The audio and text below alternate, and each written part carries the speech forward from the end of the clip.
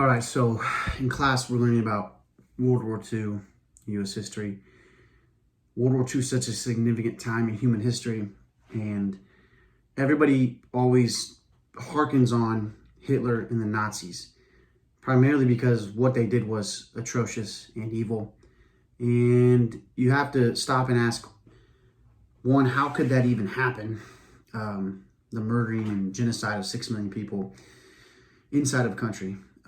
You have to ask the same questions about Stalin in Russia as well, and Mao in China. I've talked about this in class, but Stalin in Russia, it's estimated he murdered genocidally 20 to 30, maybe even 60 million of his own people.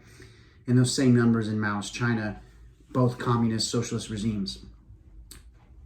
When asking psychologically, because all those people, Hitler, Stalin, Mao, were human, just like you and I.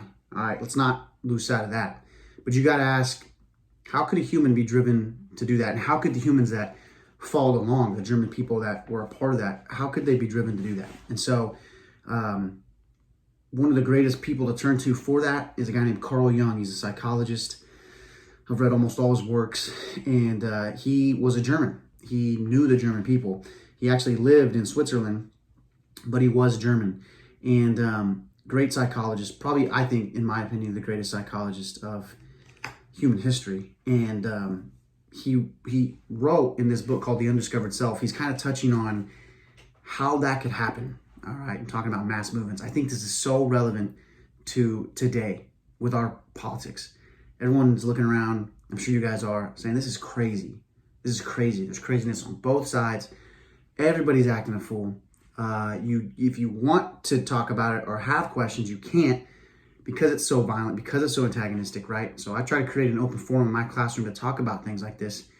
And, well, this is one of those ways. So I'm going to read a couple pages. I think this is hit on. Just pay attention. I'll try to break down what I think this means for us, especially when it comes to Hitler and history and World War II. So check this out. Just listen up.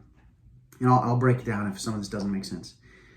Under the influence of scientific assumptions, not only the psyche, but the individual man, and indeed all individual events whatsoever, suffer a leveling down and a process of blurring that distorts the picture of reality into a conceptual average. We ought not to underestimate the psychological effect of the statistical world picture. It thrusts aside the individual in favor of anonymous units that pile up into mass formations. Instead of the concrete individual, you have the names of organizations, and at the highest point, the abstract idea of the state as the principle of political reality. The moral responsibility of the individual is then inevitably replaced by the policy of the state or the government. Instead of moral and mental differentiation of the individual, you have public welfare and the raising of the living standard. You have the goal and meaning of individual life, which is the only real life, is individual life, no longer lies in individual development, but in the policy of the state or government, which it thrusts upon the individual from outside and consists in the execution of an abstract idea which ultimately tends to attract all life to itself. The individual is increasingly deprived of the moral decision as to how he should live in his own life, and instead is ruled, fed, clothed, and educated as a social unit, accommodated in the appropriate housing unit, and amused in accordance with the standards that give pleasure and satisfaction to the masses.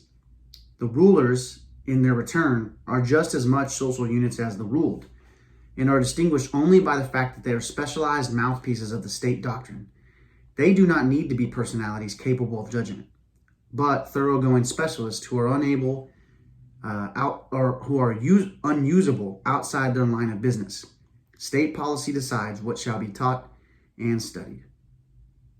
The seemingly omnipotent state doctrine is for its part manipulated in the name of state policy by those occupying the highest positions in the government, where all the power is concentrated. Whoever by election or caprice gets into one of these positions is subject to no higher authority. He is the state policy itself, and within the limits of the situation, can proceed at his own discretion. But they are more likely, however, to be slaves of their own fictions. Such one-sidedness is always compensated psychologically by unconscious subversive tendencies. Slavery and rebellion are inseparable correlates. Hence, rivalry for power and exaggerated distrust pervade the entire organism from top to bottom. Furthermore, in order to compensate for its chaotic formlessness, a mass or a crowd always produces a leader who infallibly becomes the victim of his own inflated ego consciousness, as numerous examples in history show, i.e. Hitler. One of the chief factors responsible for psychological mass-mindedness is scientific rationalism, which robs the individual of his foundations and his dignity. As a social unit, he has lost his individuality and become a mere abstract number in the Bureau of Statistics. He can only play the role of an interchangeable unit of infinitesimal importance. Looked at rationally and from outside, that is exactly what he is, and from this point of view, it seems positively absurd to go on talking about the value or meaning of the individual. The bigger the crowd, the more negligible the individual becomes. But if the individual, overwhelmed by the sense of his own puniness and impotence, should feel that his life has lost its meaning, which, after all, is not identical with public welfare and higher standards of living, then he is already on the road to state slavery, and without knowing or wanting it, has become its proselyte. The man who looks only outside and quails before the big battalions has nothing with which to combat the evidence of his senses and his reason. But that is just as what is happening today. He's writing this in 1957. That is what's happening today. We are all fascinated and overawed by statistical truths in large numbers and are daily apprised of the nullity and futility of the individual personality, since it is not represented and personified by any mass organization. Conversely, these personages who strut about on the world stage and whose voices are heard far and wide seem, to the uncritical public, to be borne along on some mass movement or on the tide of public opinion, and for this reason are either applauded or execrated. Since mass suggestion plays the predominant role here, it remains a moot point whether their message is their own, for which they are personally responsible, or whether they merely function as a megaphone for collective opinion. Under these circumstances, it is small wonder that individual judgment grows increasingly uncertain of itself, and that responsibility is collectivized as much as possible, i.e. is shuffled off by the individual and delegated to a corporate body. In this way, the individual becomes more and more a function of society, which in its turn usurps the function of the real life carrier, whereas, in actual fact, society is nothing more than an abstract idea like the state. Sorry, I know that was a lot. What the heck does that mean? Maybe you guys picked up on some of that. What Carl Jung, Dr. Jung, is saying is that our culture has become increasingly scientific and increasingly rationalistic, looking at science as the only way to interpret reality. But science is only one way to interpret reality. There's many. And underneath scientific rationalistic interpretations of reality, everything gets treated as a stat, as data. And then when you look at data as a whole, you only get an average abstract mean, right? So like, for example, if we were to collect a bunch of stones and measure them, weigh them, let's say you have 10 stones, and you say the average weight is 5 ounces. Well, then, of those stones. Well, then you would go to like measure one individual stone. The odds of it actually being 5 ounces are little. You'd be surprised when you weigh it and it's 3 ounces or 6 ounces. That's because you were given an average, which is an abstract. There might not even really be one stone that's 5 ounces in weight. You get what I'm saying? It's the same thing with our reality today and our politics and our culture. Everything is about standard living. It's about mass-mindedness. What is good for the abstract whole? But here's the thing.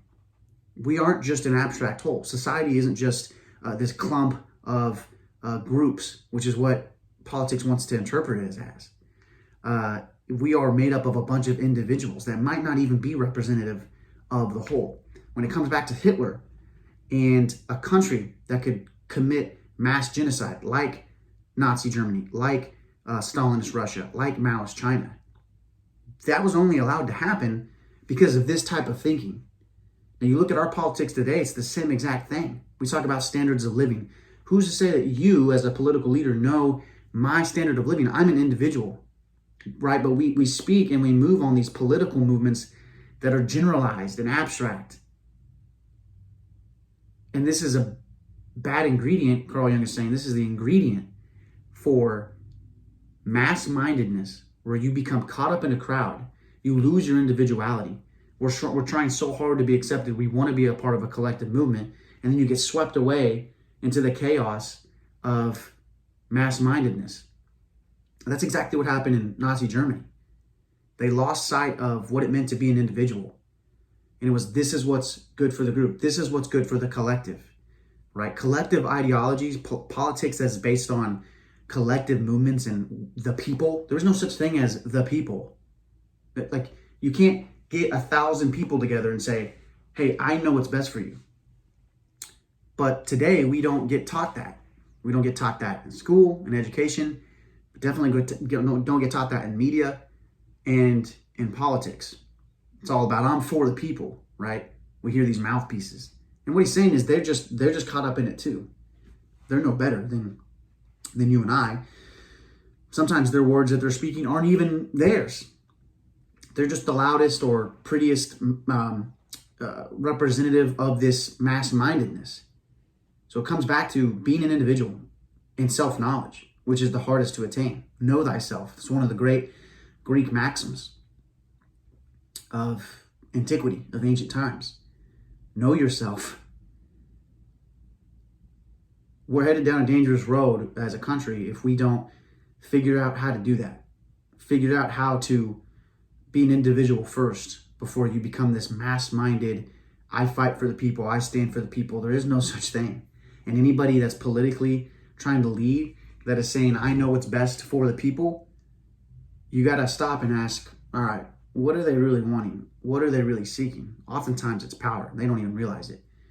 Or if they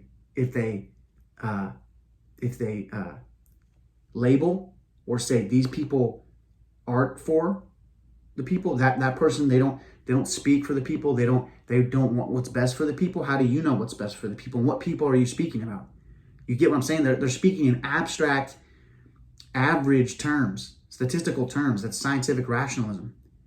They don't know the individual. They don't know you. They probably don't even know themselves.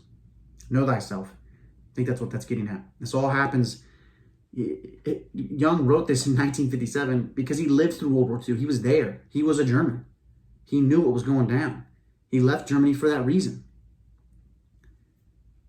We have to take heed and warning from history. It teaches us.